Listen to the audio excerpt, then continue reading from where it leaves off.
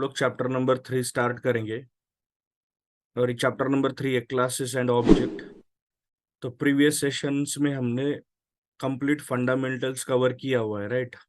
Variable declaration से लेकर तक फॉर लूप, इफ एल्स, ये सब कवर किया है। अभी चैप्टर नंबर 3 से एक्चुअल ओप्स कॉन्सेप्ट स्टार्ट होंगे। तो उसमें सबसे पहले है क्लास डिक्लेरेशन। ओके, तो first point is concept of class. A class is a simply an abstract model used to define a new data type। तो क्लास क्या होता है कि एक एब्स्ट्रैक्ट मॉडल होता है, मतलब शॉर्ट मॉडल होता है। तो जिसका यूज क्या है कि हम लोग एक नया टाइप डिफाइन कर सकते हैं क्लास यूज करके। अ क्लास में contain any combination of encapsulated data fields or members variables, operations that can be performed on data methods and accessors to data properties। तो अभी आपको ये डेफिनेशन थोड़ा सा कॉम्प्लिकेटेड लग रहा होगा, बट मेरे पास एक सिंपल डेफिनेशन है। तो अगर आपको इंटरव्यू में पूछते हैं व्हाट इज क्लास, तो simply a class is a collection of members. तो अभी यहाँ पे मेंबर का मतलब क्या है? तो मेंबर में होते हैं वेरिएबल्स, होते हैं मेथड, होते हैं प्रॉपर्टीज, होते हैं और इंडेक्सर होते हैं और बिजनेस लॉजिक भी है। ओके, और सी शार्प कोड। तो क्लास का सिंपल डेफिनेशन क्या है? Class is a collection of members, variable, method, properties, indexer, business logic और सी शार्प कोड। मतलब क्लास के अंदर क्या होता है? पूरा सी शार्प कोड होता है, जिसमें वेरिएबल्स होते हैं, मेथड होते हैं, प्रॉपर्टीज होते हैं, इंडेक्सर्स होते हैं। और इन सब चीजों को क्लास का मेंबर बोला जाता है। तो that's why we call it class member. Okay, तो अभी मैं आपको प्रैक्टिकली दिखाता हूँ कि क्लास किस तरह से डिफाइन करना है। तो let me open visual studio. Go to visual studio, open it. अभी ऑलरेडी हम क्या कर रहे हैं कि एक एग्जिस्टिंग एप्लीकेशन में काम कर रहे हैं। तो मैं वही एप्लीकेशन ओपन करता हूँ फिर से। ये वाला है, राइट, सी शार्प बैच अक्टूबर 23। जैसे कि मैंने आपको बताया कि आप क्या करो, चैप्टर वाइज फोल्डर क्रिएट करो। मैंने ये फोल्डर्स बनाए थे, एक फोल्डर बनाया था चैप्टर 2 के लिए, अब एक चैप्टर 3 के लिए बनाता हूँ। आपको सॉल्यूशन पर राइट क्लिक करना है, add new folder CH3, correct. और इसके अंदर आप ऐड कर सकते हो आपको जो भी ऐड करना है। तो मैं यहाँ पे एक फोल्डर के अंदर न्यू प्रोजेक्ट ले रहा हूँ। यहाँ पे सी शार्प चूज करना है, यहाँ पे कंसोल ऐप .NET फ्रेमवर्क, और यहाँ से मेरा फर्स्ट प्रोग्राम है class in C sharp, right. Then click on okay button. तो अब यहाँ पे एक प्रोग्राम फाइल ऐड हुई है, राइट। ये कंसोल एप्लीकेशन है, program.cs है। आप यहाँ पे भी देख सकते हो बाय डिफॉल्ट क्लास डिफाइंड है, राइट। तो मैं आपको दिखाता हूँ कि क्लास कैसे डिफाइन किया जाता है। सिंपली आपको क्या करना है, ये जो नेम स्पेस है, तो यहाँ से नेम स्पेस स्टार्ट होता है, उसके बाद ये ओपन करली ब्रैकेट होता है उसके अंदर, और ये जो क्लास है इसके बाहर, मतलब इसके ऊपर, राइट। तो यहाँ पे आप क्लास डिक्लेयर कर सकते हो। ओके, इस क्लास के अंदर क्लास आप डिक्लेयर नहीं कर सकते हो, बट वो एक कॉन्सेप्ट अलग है। बट अभी के लिए आपको क्या करना है, बाहर बाहर ही करना है। ओके, जो डेफिनेशन है मैं वहां पे डाल देता हूँ, ये आपको यूजफुल होंगी। ओके, तो क्लास कैसे डिक्लेयर करना है? Simply use class, then class name. तो मैं ये नाम यूज करता हूँ, और ओपन कर ले ब्रैकेट, क्लोज कर ले ब्रैकेट। इतना ही सिंटैक्स है क्लास डिक्लेरेशन का, और कुछ भी नहीं है इसमें। और इसके अंदर आप वेरिएबल जो भी आपको डिक्लेयर करना है कर सकते हो। अभी मैंने आपको सब वेरिएबल डिक्लेयर करना सिखाया हुआ है, तो ये सब चीजें हम लोग रेडीमेड कोड थ्रू यूज करेंगे। अब ये रेडीमेड कोड मैंने यहाँ पे कॉपी पेस्ट किया है। इसमें बस एक ही चीज है कि मैं यहाँ पे एक पब्लिक कोई कीवर्ड यूज कर रहा हूँ। तो मैं आपको अभी के लिए बता दूं, आप कोई भी वेरिएबल डिक्लेयर करोगे, यहाँ से आगे कोई भी क्लास डिक्लेयर करोगे, तो उसके आगे सिर्फ आपको पब्लिक लिखना है यहाँ पे, मतलब शुरुआत में। बट अभी ये आप पूछो मत कि सर ये पब्लिक क्यों लिखना है। ओके, अभी के लिए बस you have to write it anyway, right. बाकी वेरिएबल डिक्लेरेशन सिंटैक्स सेम ही है जो हमने अब तक सीखा है। ओके, तो इस तरह से आप वेरिएबल डिक्लेयर कर सकते हो, इस तरह से आप क्लास डिक्लेयर कर सकते हो, उसके अंदर वेरिएबल डिक्लेयर कर सकते हो। सिंटैक्स पे आप थोड़ा कंसंट्रेशन कीजिए, बिकॉज यहाँ पे सिंटैक्स अगर गलत होता है तो you will get an error. ठीक है, next point is what, an object. तो अभी क्लास आपको पता चल गया क्या है। अभी हमें ये सीखना है कि what is an object. As mentioned above, a class is an abstract model. An object is the concrete realization or instance built on the model specified by the class। तो ये क्या होता है कि ये कॉन्क्रीट रियलाइजेशन होता है, मतलब ये एक पार्ट होता है क्लास का जो क्लास पे बिल्ड किया होता है। An object is created in the memory using the keyword new and is referenced by an identifier called reference। Okay, तो जो क्लास का जो ऑब्जेक्ट क्रिएट किया जाता है तो this is also called reference, उसे रेफरेंस भी बोला जाता है। और वो एक नॉर्मल वेरिएबल भी होता है, जैसे हम लोग वेरिएबल डिक्लेयर करते हैं, राइट। तो जो क्लास का ऑब्जेक्ट है वो न्यू कीवर्ड से क्रिएट होता है। सिंटैक्स बहुत ही सिंपल है। Class name then your variable name, मतलब object name equal to new class name और राउंड ब्रैकेट, इतना ही सिंटैक्स है। और भी कुछ डिटेल्स है मेरे पास ऑब्जेक्ट्स के बारे में, तो ये भी मैं आपको यहाँ पे कोड में डाल देता हूँ रेफरेंस के लिए। तो व्हाट इज एन ऑब्जेक्ट, अगर आपको इंटरव्यू में पूछा गया है तो आपको ये 3 पॉइंट बताने। पहला क्या है, we can create an object of any class. आप कोई भी क्लास का ऑब्जेक्ट क्रिएट कर सकते हो, not any actually, but we can create an object of class. By using this we can access all members of class. तो object का काम क्या है, it is use to access all member of the class. अभी आपको मैंने member बताया था, क्या था member means what, variable, method, properties. तो उसमें से यहाँ पे वेरिएबल डिक्लेयर किए हैं हमने। An object is created using new keyword। तो आपको ऑब्जेक्ट किस तरह से क्रिएट करना है, न्यू कीवर्ड यूज करके करना है। When we use new keywords, the memory is assigned to object and all process happens in this memory। मतलब जब भी आप न्यू कीवर्ड से ऑब्जेक्ट क्रिएट करते हो तो क्या होता है, एक मेमोरी जनरेट होती है उस ऑब्जेक्ट के लिए।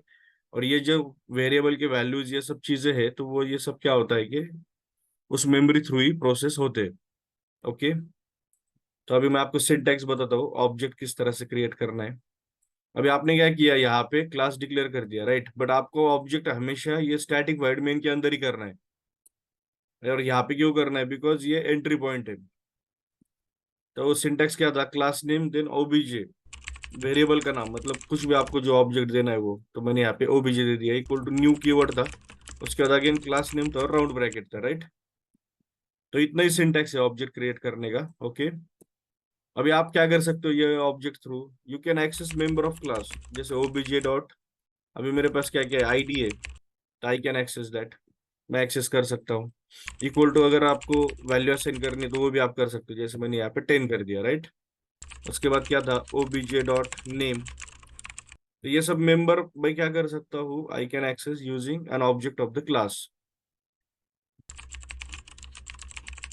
करेक्ट। या फिर जो भी आपको चेंज करना है, एडम। उसके बाद ओबीजे डॉट जेंडर। अब यहाँ पे जो वैल्यूज मैं असाइन कर रहा हूँ तो ये कैसे डिसाइड होता है, कुछ वैल्यूज मैंने डबल कोट में दी है, कुछ वैल्यूज सिंपल दी है, राइट। तो ये डिपेंड है कि इस वेरिएबल का ऑब्जेक्ट, सॉरी इस वेरिएबल का डेटा टाइप क्या है। तो यहाँ पे जैसे इंटीजर है इसलिए मैंने डायरेक्ट असाइन किया। ये नेम जो है तो इट इज स्ट्रिंग। अब ये बुलियन भी है यहाँ पे, जैसे इज एक्टिव है तो वो मैं आपको दिखाता हूँ, OBJ dot is active equal to, आपको जो भी ट्रू फॉल्स जो भी करना है आप कर सकते हो, वो बुलियन वैल्यू है। उसका दिन ये डबल है, करेक्ट। तो इस तरह से आप क्या कर सकते हो, you can access member of the class using an object of the class. मतलब ये ऑब्जेक्ट थ्रू आप क्या कर सकते हो, ये सब मेंबर आप एक्सेस कर सकते हो क्लासेस के। ओके, अभी मैं ये एक बार आपको डिबग करके दिखाता हूँ, वैल्यूज असाइन होने के बाद वो किस तरह से सेट होती है, राइट। ठीक है, अभी ये वैल्यूज असाइन कर दी, इन्हें प्रिंट भी करते हैं। क्या करना होगा, कंसोल डॉट राइट लाइन, ये मैसेज है एक्चुअली यूजर फ्रेंडली, प्लस ये वैल्यू है ओबीजे डॉट आईडी, ये वैल्यू है, करेक्ट। सेम वे आपको जो भी प्रिंट करना है आप कर सकते हो। नेम अगर करना है तो क्या करना होगा, ओबीजे डॉट नेम। तो अब ये जो मेंबर है ये ऑब्जेक्ट थ्रू ही एक्सेस होंगे। ओके, ये दो ही चीजें प्रिंट कर रहा हूं मैं अभी के लिए। उसके बाद console dot read line, right. ठीक है, अभी डिबग करके अगर आपको टेस्ट करना है तो आप क्या कर सकते हो, सिंपली यहाँ पे डिबगर अप्लाई कर सकते हो। उसके बाद क्या बताया था मैंने आपको, रन द एप्लीकेशन, एप्लीकेशन को रन करो।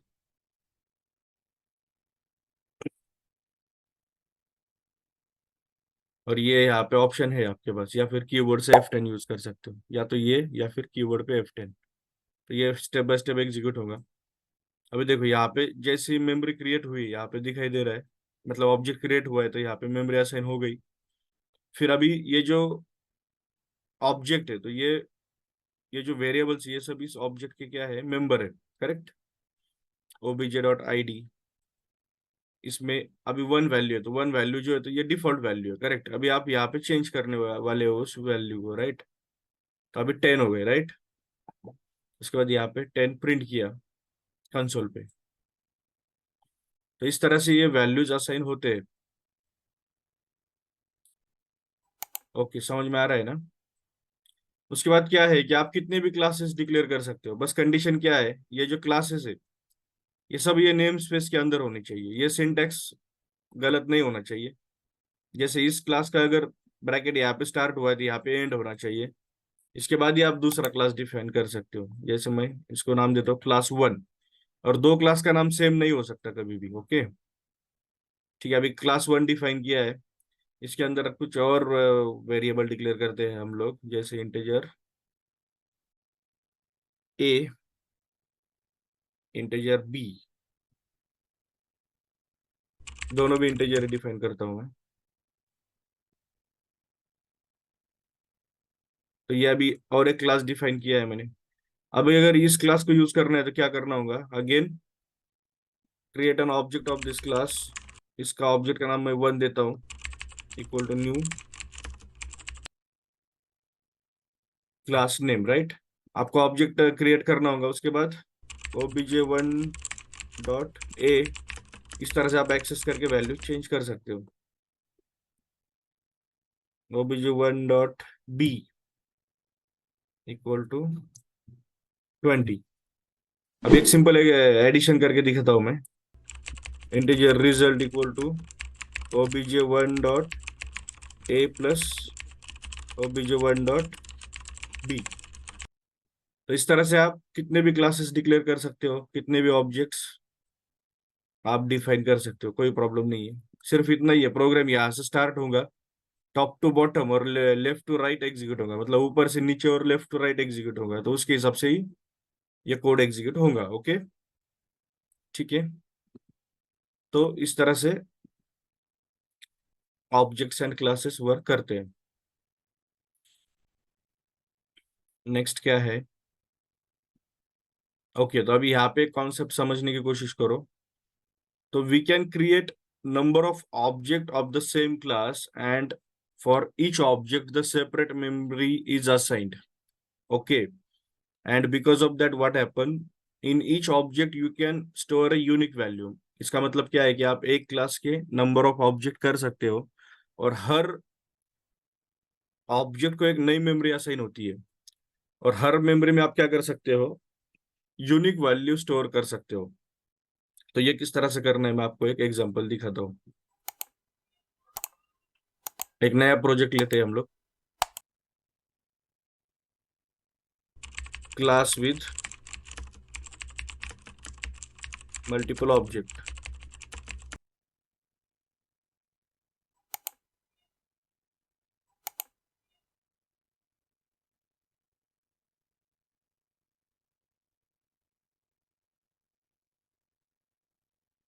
जैसे कि अभी का ये एग्जांपल लेता हूँ मैं, ये वाला, या फिर ये वैल्यूज लेते हैं, राइट। ये तीन वैल्यूज लेता हूँ मैं।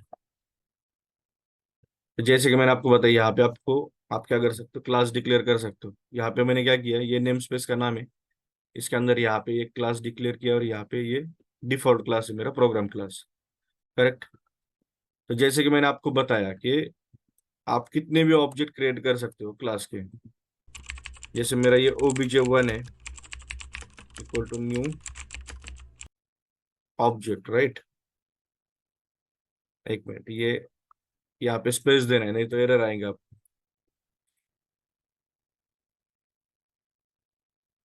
अभी सेम नाम से ऑब्जेक्ट नहीं होने चाहिए, तो दूसरा ऑब्जेक्ट है obj2 और तीसरा है obj3।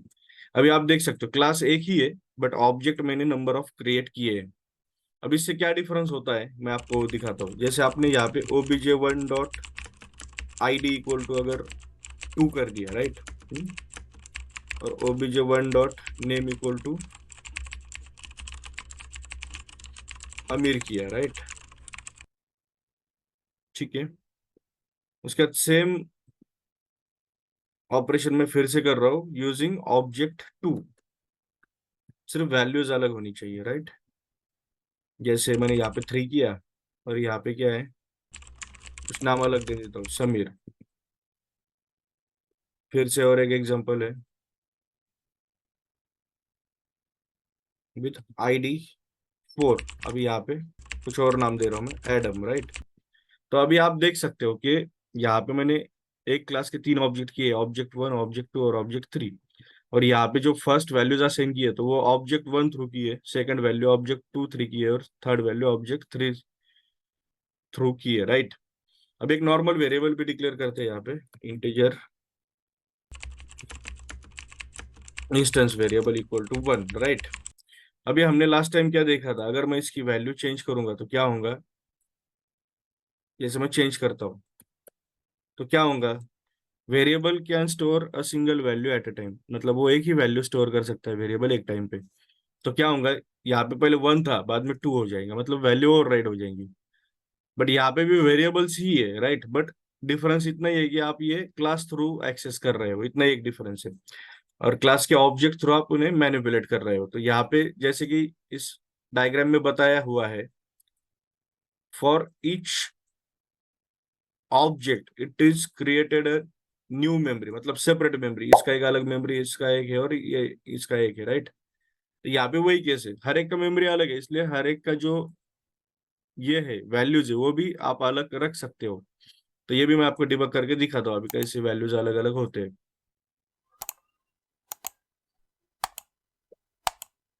ठीक है, बस रन करना है आपको यहाँ पे। अभी आप देखो, सबसे पहले ये देखते हैं इसका वैल्यू कितना है, 0 है, राइट। जैसे मैं क्लिक करूंगा तो 1 हो जाएगा। अभी 1 होने के बाद फिर से मैं यहाँ पे चेंज कर रहा हूँ, अभी 1 है, राइट। फिर से F10 किया, मतलब एक स्टेप आगे गए, जाने के बाद क्या हुआ, ये वैल्यू 2 हो गई, मतलब मेमोरी एक ही है इन दोनों भी वेरिएबल की, वेरिएबल एक ही है एक्चुअली वो, बट ये एक ही मेमोरी में चेंजेस हो रहे हैं, राइट। अब ये केस में आप देखो, जैसे ये मेरा फर्स्ट ऑब्जेक्ट अभी नल है, तो अभी ये क्रिएट हो जाएंगे, जैसे मैं क्लिक करूंगा तो अभी क्रिएट हो गया, राइट। यहाँ पे प्लस का साइन, इस पे अगर आप क्लिक करोगे तो आप देख सकते हो यहाँ पे 3 प्रॉपर्टीज है, ID है, नेम है और जेंडर है। और इनके डिफॉल्ट वैल्यूज आपको दिखाई दे रहे हैं, 1, my name and mail, right. But आप जैसे ही यहाँ पे चेंज करोगे तो क्या होगा, वो वैल्यू चेंज हो जाएंगे। अभी क्या हुआ, अभी आप देखो, चेक करो, ID 2 हो गया, नेम अमीर हो गया, करेक्ट, ठीक है। फिर से अभी दूसरा ऑब्जेक्ट है, ये भी आप चेक करो, नल है। अभी जैसे ही क्रिएट होगा तो अभी आपको फिर से डिफॉल्ट वैल्यूज ही दिखाई देंगे, राइट। अमीर और जो 2 ID मैंने असाइन किया तो वो यहाँ पे दिखाई नहीं दे रहा है। इसका रीजन क्या है, वो अवेलेबल है बट वो ऑब्जेक्ट 1 में है, ऑब्जेक्ट 1 के मेमोरी में वो स्टोर्ड है वैल्यूज 2 एंड अमीर। अभी ऑब्जेक्ट 2 में क्या केस है, ID 1 एंड माई नेम, ये डिफॉल्ट वैल्यूज आपको दिखाई दे रही है जो यहाँ पे असाइंड है, राइट।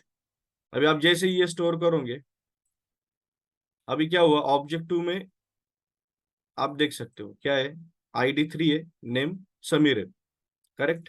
और सेम केस ऑब्जेक्ट 3 का भी है, आप यहाँ पे देख सकते हो, ऑब्जेक्ट 3 नेम एडम, करेक्ट। और ID क्या है, 4 है। तो इस तरह से आप कर सकते हो। यहाँ पे मैं प्रिंट करके भी दिखाता हूँ आपको, सबसे लास्ट में होना चाहिए console dot read line, okay. इनकी वैल्यूज आप प्रिंट करके देख सकते हो, मैं दिखाता हूँ आपको, console dot right line,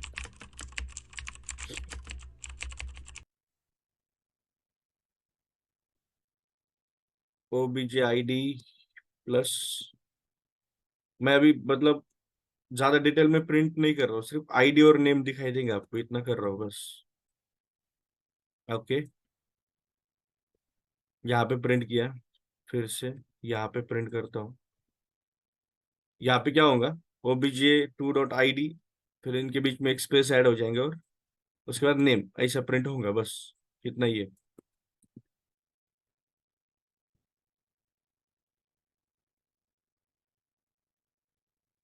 okay, ऐसा है ये। अभी आपको ये रन करके दिखाता हूँ मैं किस तरह से यूआई पे आपको दिखाई देंगे। ठीक है, तो टू आमिर है, थ्री समीर और फोर एडम, राइट। तो ये तीन नाम आपको, मतलब एक ही वेरिएबल है बट अलग अलग वैल्यूज प्रिंट हो रहे हैं। इसका रीजन क्या है? For each variable the separate memory is assigned using an object of the class. तो इस तरह से आप वर्क कर सकते हो।